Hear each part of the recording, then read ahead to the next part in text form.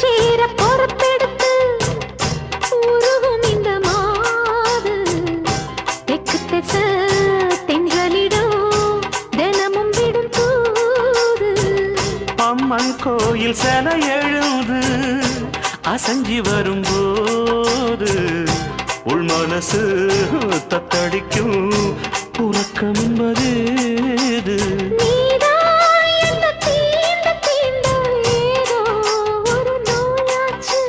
நான் தான்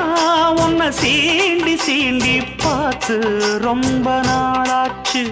கொஞ்சம் இடம் கொடுத்த பச்சை கொடி பிடிச்சா எத்தனையோ வித்தைகளை இப்பவே நீ காட்டிடுவே